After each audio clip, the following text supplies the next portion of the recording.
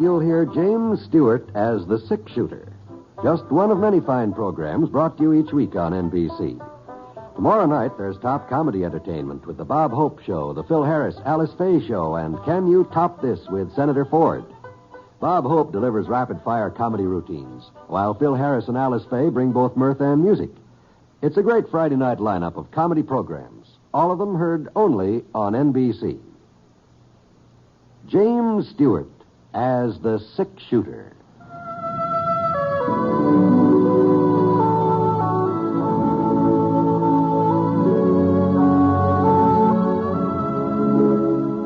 The man in the saddle is angular and long-legged. His skin is sun-dyed brown. The gun in his holster is gray steel and rainbow mother of pearl, its handle unmarked. People call them both the six-shooter.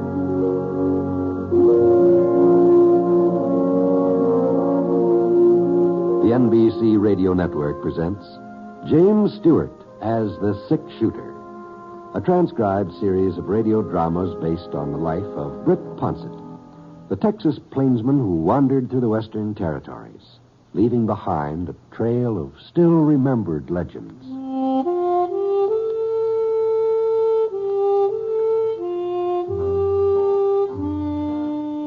I'd known the Harcourt brothers a good many years.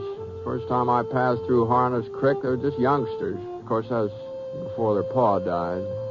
But Cash Harcourt, he was all of 26 now, and a great big star on his vest and a Colt 45 stuck in his belt. And it seemed funny to think of him as the town sheriff. Well, not that he didn't look the part, but I couldn't help remembering him when his legs weren't long enough to reach the stirrups of a pony. Lex Harcourt, he wasn't quite so grown up. He must be about 20 or so. Now, he sure tried to appear older, though. A great big mustache sprawling across his upper lip and a kind of a swagger when he walked. But in spite of all his trying to be old and everything, he was still Cash Harcourt's kid brother, and everybody knew it. Well, anyway, the reason I came into Harness Creek was I was going to sign up for the Silver Spur cattle drive down in New Mexico. Only trouble was I hit town a week or so early. Silver Spur outfit is still out in the range. So while I was waiting, I stopped off with the Harcourt boys and their aunt, Mrs. Petrie. She kept house for them. There now. More fritters, Britt? Oh, no. Thanks, Miss Petrie. I've had my share. You, Cash? I'm full up too, Aunt Bess. No need to ask you, Lex. There you are. That's the last of them. Well, now, Aunt Bez, you know the only reason I take seconds is so you won't have to throw the food away. Seconds? Seems to me that's about his fourth helping the fritters, ain't it, Brett? Yeah, well, I don't know, Cash. I'm not for certain. I sort of lost count after the third time he stuck that plate out. Big growing boy like him. I guess he's bound to stow away a lot of grub. Well, now, I wouldn't josh about my growing so much if I was you, Cash. Just give me another inch or so, and I'll be ready to trim you down to size. No, hush, both of you. Britt here will think you two are serious. Oh, don't worry about that, Miss Petrie. They've been talking about fighting each other for the last 10 years, but whenever there's a real scrap, somehow the Harcourt brothers usually manage to wind up on the same side. Well, I wouldn't count on that, Brett. You know, Lex has been getting pretty feisty late here. I may have to take him down a peg or two. Yeah? Well, now, let me tell you that there's just one thing that's kept me from cleaning your plow long before this. Oh? The minute I was to start something, like as not, you'd throw me in jail. No, I guess I'd have to, wouldn't I? For your own safety. Well, if I was ever to slug you back, you just might not be around afterwards. Tell about it. Well, now, if that's you what just stop this foolishness. Get out of my kitchen, all three of you. Okay, Aunt Bess. The idea of brothers talking like that. Well, go along now. Go along, or I'll show you who's the real boss of this family. You know, Brett, I wouldn't be surprised if you could. I don't doubt it for a minute, Kate. Not for a minute. And you too, Lex. There ain't another mouthful of food left to eat. All right, Aunt Bess. I'd be real pleased to help you with those dishes, Miss Petrie. Oh, you think I want some man breaking up my fancy china? No, thank you. You just wait there in the sitting room with the boys, and I'll join you just as soon as I give these things a lick and a promise. Your aunt sure is a fine woman, Kay. Yeah. I don't know what we'd do without her, Brett. Lex don't even remember our ma. And, well, I just sort of recollect her real faint like. It was Aunt Bess who brung us up to all intents and purposes. Yeah. Well, sit down, Brett. You sit down. Yeah, thanks. Well, what are you so fidgety for, Lex? If you're going calling on Hannah Joseph again tonight, no cause to act sheepish about it. I ain't going calling. Cash. Yeah? Well, Britt and me was talking this afternoon, and he says, well, he thinks that maybe I can sign up for the Silver Spur Drive. Is that so? Well, now it stands to reason. They'll probably be needing all the extra hands they can get. Hey, ain't that how you figured, Britt? Yeah, it usually works out that way. Yeah, well, you ain't going on no cattle drive, Lex, so just get that idea out of your head. I don't see why not. Because I said so, that's why. Look, you may be the sheriff, but you ain't my boss. Cash, I'm not... Lex, look, you ain't got the foggiest notion of what a cattle drive means. You wouldn't last more than a week. Maybe I wouldn't. And maybe I would. And it ain't going to do me no harm to try. Well, I said forget it. You're so anxious to get a job. There's work around here in town. Plenty of work. I'll speak to Mr. Crawford. I ain't interested in the store job. No, you ain't interested in anything you're fit for. I made up my mind, Cash. I'm signing on with the Silver Spur if they'll have me. Yeah, well, you just better start on making that mind of yours. You're staying right here. Where you can keep an eye on me? Yeah, that's right. Where I can keep an eye on you. You know, someday you and me are really going to tangle. And this might just be the day. All right, Lex, that's how you want it? Oh, now, hold on now. Wait a minute here. Now, don't worry, Brett. I whipped him before lots of times. He isn't likely to ask for it again. Are you, Lex? Well?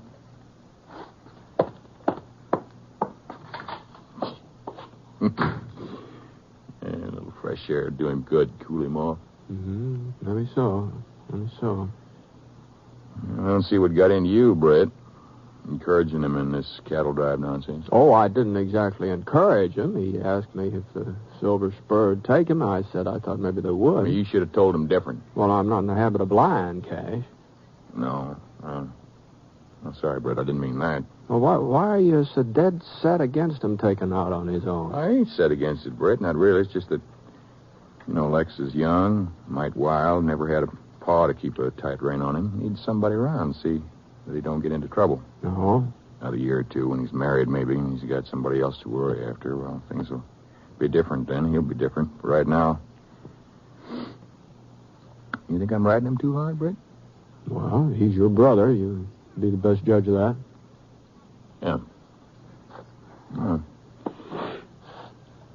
It's getting kind of late, ain't it? You must be pretty tired after that ride today. Yeah, well, I sure wouldn't object to a little sleep, I'll tell you that much. Well, come on. I'll show you where you bed down.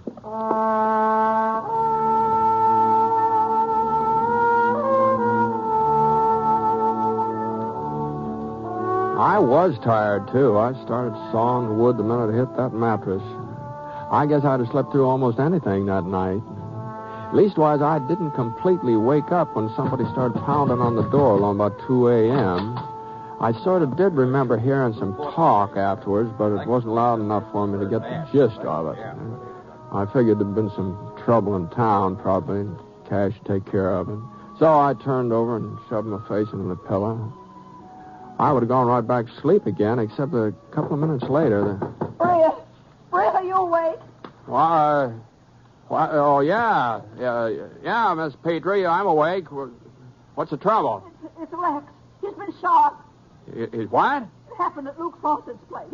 Cash has gone down there already, but I thought maybe you... Well, Britt... Sure. As soon as I get some clothes on.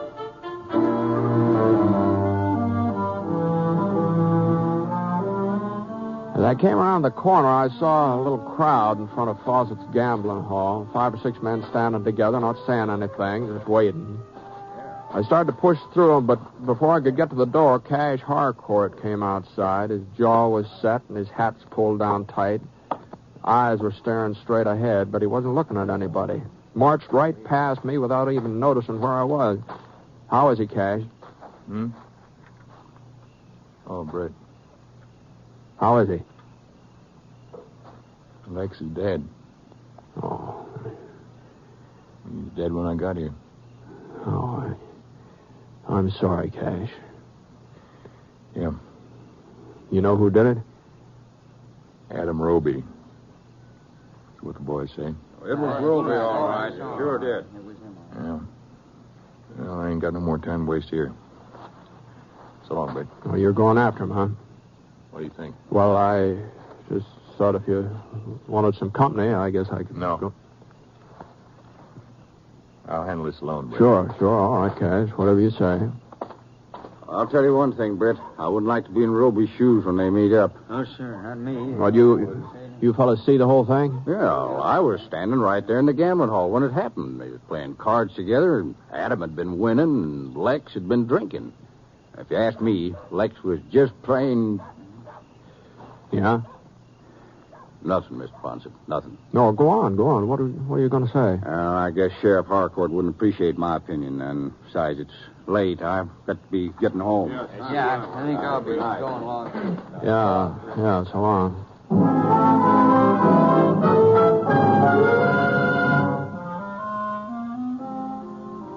Well, I went on into the gambling hall. Old Mr. Hendricks, he was the undertaker in Harness Creek. He'd already arrived. He'd taken charge. So it looked like it was up to me to go back to the house and break the news to Mrs. Petrie. I sure wasn't looking forward to that. But, well, she sort of read it in my face without me even having to tell her. He's gone, ain't he? Yes, ma'am. Now, if there's anything I can do, Mrs. Petrie... No, there's nothing, Britt. Thank you. How did Cash take it? Well, he didn't say much. He just went looking for the man who shot Lex. Roby, that was his name. Adam Roby? I believe so, yes. You know him? No, not well. He has a farm out south, and a wife and children. I've seen him at church and places. She appeared a real nice woman. Well, I guess she isn't to blame for... I don't blame her, Britt. I don't even blame... Well, the truth is, I've been worried about Lex for a long time. Cash had been holding him down too much, trying to make him toe the line too much. Well, I guess he was doing what he thought best. But it wasn't best, not for Lex. You see, he resented it. Being bossed by his brother, he resented it a whole lot. I knew he couldn't keep it in much longer, but I hoped that when the trouble come, it would be between him and Cash. Cash thought the world of Lex, and no matter what happened, he wouldn't have done anything to hurt him. Oh, no, of course not. Oh, there must be somebody coming to offer sympathy.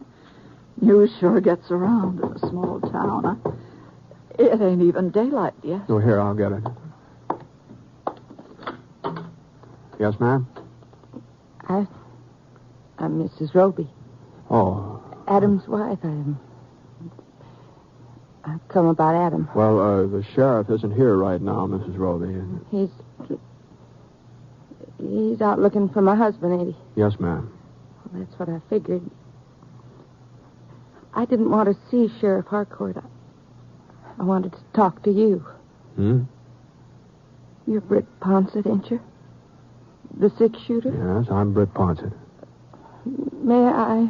Well, I just don't know, Mrs. Roby. You see that? Yeah? Let her come in. Mrs. Petrie. Oh, I'm so sorry. I'm so terrible sorry. Sure. Won't you sit down? Thank you. Mr. Ponset, I don't know how to say this, but... If you'd like to talk to Britt alone... No, it's best that you hear it, too. Mr. Ponset, Adam come home right after the killing to get some things together. Well, he told me it wasn't his fault. He swore that it wasn't. He says Lex was spoiling for a fight that Lex drew first. Adam ain't never been a man for shooting, Mr. Ponset. I believe what he said. Well, I guess that's natural enough. Oh, he's hiding out now. Sheriff won't be able to find him. Oh, I wouldn't count on that, Mrs. Roby. Sooner or later... Well, that's just it.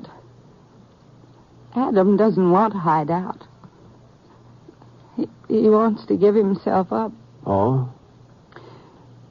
He says he'll give himself up to you. To me? He wants you to promise that you'll turn him over to the district marshal at Standish Falls. Well, I just don't know what you're driving at, Miss Roby. What? Adam's afraid that if Sheriff Harcourt finds him, the sheriff will... Adam's afraid he won't get a trial. That's all he's asking, a fair trial. Oh, I'm sorry, Miss Roby. This isn't any of my affair. Oh, Mr. Ponset, no, please. I'm sorry. Well, thanks anyway. Britt, Yes, ma'am? I'd like you to see that Adam Roby got to the marshal at Standish Falls. You what? With Cash feeling the way he does now, he might do something he'll regret for the rest of his life. Oh, it's bad enough, Britt, what happened tonight. I wouldn't want anything worse. Now, Miss Petrie, I'm certain that Cash wouldn't do anything. Lex was the only person on the face of this earth that Cash cared about. And he'll blame himself for what happened. Blame himself for not being there. And he'll just have to take it out on somebody. I'm not standing up for Adam Roby, Britt. I'm not even thinking about him. I'm just thinking about Cash. Well, even so, I'm sure I don't see where my place is Britt, in this thing. A little while ago, you asked me if there was something you could do. Yes, ma'am. Well, Mr. Ponset, just give me your promise that Adam will get to Standish Falls, and I'll tell you where you can find him. All right, Miss Roby. I'll give you my promise.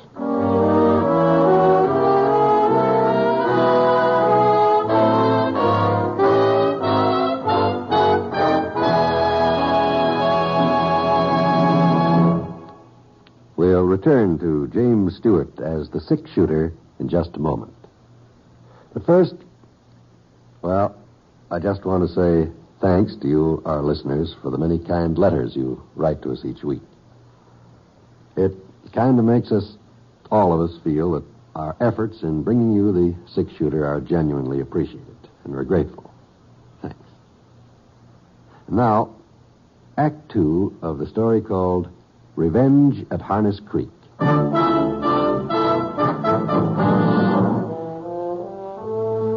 Well, it was getting on towards 6 o'clock in the morning by the time I left Harness Creek. According to his wife, Adam Roby was hiding in a cabin in Moon Canyon about 20 miles east, so I started off in that direction. Well, about 7:30, I passed the north boundary of the Silver Spur, and I swung up a wedge trail that wound through a yellow outcrop of rock. It wasn't more than 10 minutes later when I spotted somebody ahead, a man riding down the trail toward me. I pulled up in the shade of some evergreen and waited. Whoa. The fellow finally came within recognizing distance. Cash Harcourt. Yeah, no doubt about it. From the looks of that bay mare of his, he'd been riding pretty hard. The horse's flanks were covered with sweat, and her head was down, swinging side to side with every step she took. Cash hadn't seen me yet, but when he did, he gave a start, and his .45 came out fast. Hey, it's me, Cash. Britt. Huh? Oh. Take it easy with that thing. Devil are you doing out here? Told you I didn't want no help. Yeah, you did. Well, going back to town then. I can handle Roby alone. Nobody said you couldn't. And stop following me. Now, from the looks of the things, I'd say we were moving in opposite directions, I Just think. running down some tracks here. They stopped a mile or so up ahead. Couldn't be Roby. Mm-hmm. Well, I don't think I'll turn around just yet. That is, if you haven't got any objections. I got objections. Is that so? Leave 'em to me, Brett. Now, as long as you're certain he didn't come this way, I don't see what difference it makes if I ride on a little further. I'm the sheriff, Brett. You ain't got no business interfering with the way I carry out the law. That's right. As long as you do carry out the law. What are you talking about? Roby's wife is scared that you won't bring him in for a trial if you find him. Huh? And she asked me to turn him over to the marshal at Standish Falls. Now, I didn't want to get mixed up in this, Cash, and I told her so right straight out. But it's what your aunt wanted, too. Aunt Bess? That's right. I couldn't very well turn her down after what happened last night. Aunt Bess thinks that I'd kill Roby. She thinks you're upset, that's all. Well, ain't I got a right to be upset? Sure you have. So, you want to take Roby over to Marshal Griffiths, ain't it? Yeah, well, I haven't found him yet. Mm-hmm. Suppose his wife told you where to look. I got a right to ask you, Britt. He's a wanted man. Are you asking, Cash? Guess it don't matter. All I care about is seeing that he's arrested, brought to justice. That's all I'm trying to do. Yeah, well, I guess between us, we stand a pretty good chance of finding him. Yeah. Well, good night.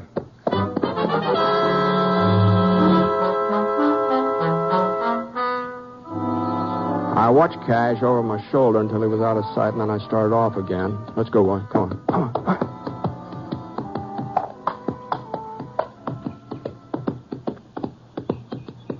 About 6 miles later, I passed a waterfall that Mrs. Roby had said was a landmark. I turned Scar into a little box canyon to the left of the falls.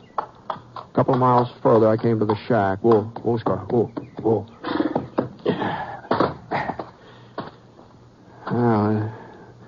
it was easy enough to see how Cash had missed it. Unless you knew there was a cabin in the canyon, it didn't stand a chance of finding it.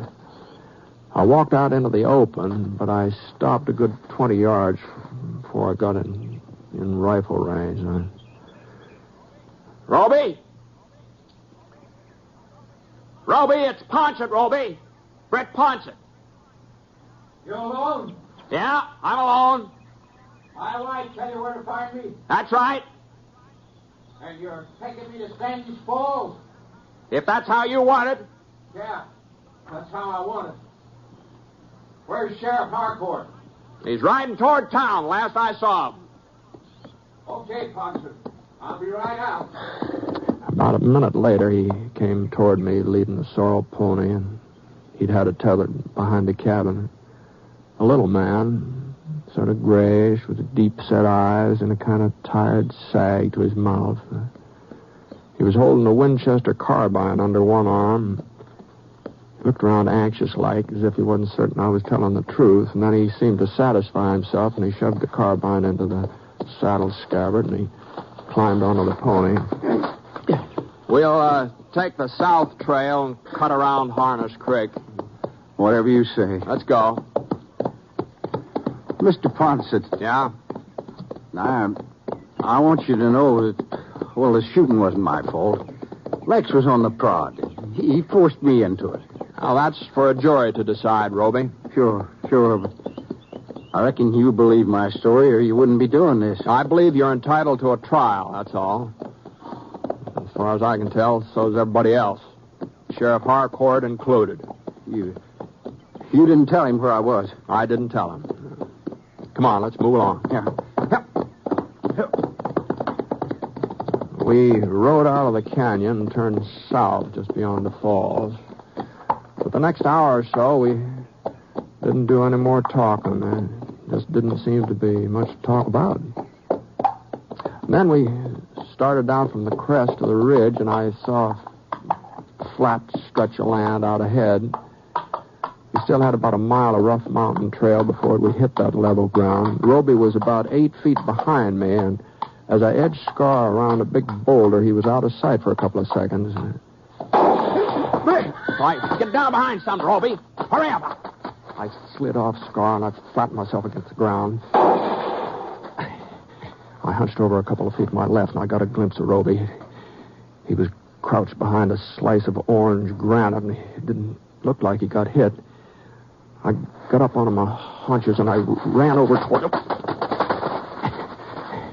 You all right? Yeah, I guess so. I thought you didn't tell Harcourt where I was. I didn't. And how'd he find us?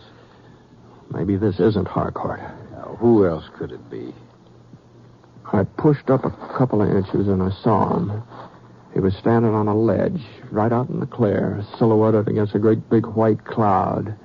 The sun was behind him, and I didn't have to look at his face to know who it was. Cash! Cash, what's the matter with you? Keep out of the way, Britt. We can hold him off. Just give me a chance to get my car by him. You stay where you are. Huh? I thought you was on my side. I might have known. You and him are friends. We're friends. You're going to let him kill me, huh? Nobody's going to kill you, Roby. Now, you just sit tight. Cash! Cash, I'm coming out! This ain't your affair, Britt. I told you that. It's my affair now. But I'm not using my gun, so if you're set on killing somebody, here's your chance. I ain't got no grudge with you. It's Roby I'm after. That's why I followed you. That's why I've been waiting here. If you're after him, you're after me. I gave my word he'd get to Standish Falls. Britt, you're forcing me to shoot you down. That's right. That's just what I'm doing. Ought to be a pretty easy target, Cash. Come on. What are you waiting for? Think I'm afraid, don't you? You ought to be. Man ought to be afraid to kill another man. Well, I ain't. You're not afraid to kill Roby because you feel you're justified. How about me? How about me? You ready to kill me? Go on, Britt, draw. I'm not drawing, Cash. Don't you understand? Lex is dead and Roby shot him. Yeah? Gotta make it up with that kid. Roby will get out of it somehow. You say it was Lex's fault. Probably. You're still standing up for him? Give me your gun, Cash.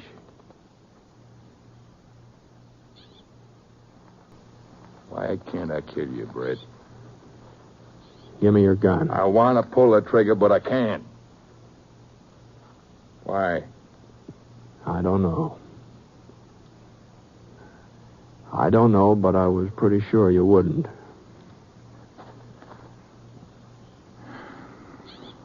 Well, looks like I ain't got much choice. Here, take it. You want to ride along with us? Make sure I get him to the marshal? No, head back to town. All right, suit yourself. Roby! Roby! Yeah? Bring the horses up here. We're going to Standish Falls.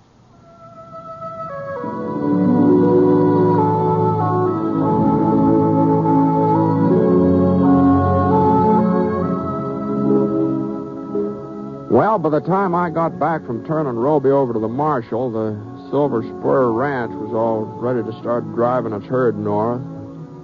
I moved out with him, so I wasn't around for the trial. Haven't heard how it came out, but I suppose one of these days the news will catch up with me.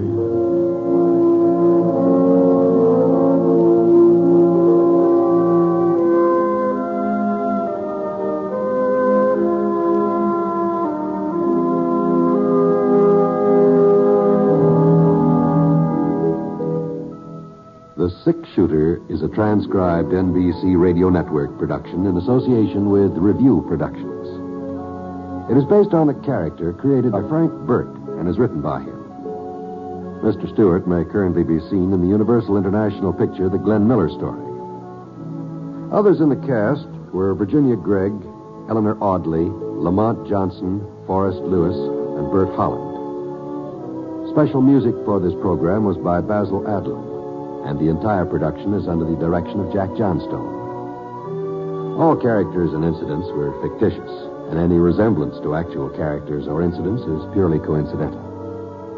Oh, by the way, you'll be interested in knowing that the Six-Shooter has been chosen for broadcast to our men overseas through the facilities of the Armed Forces Radio Services.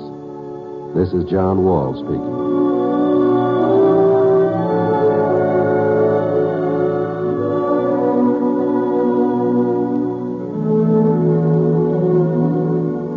Jason and the Golden Fleece tonight on the NBC Radio Network.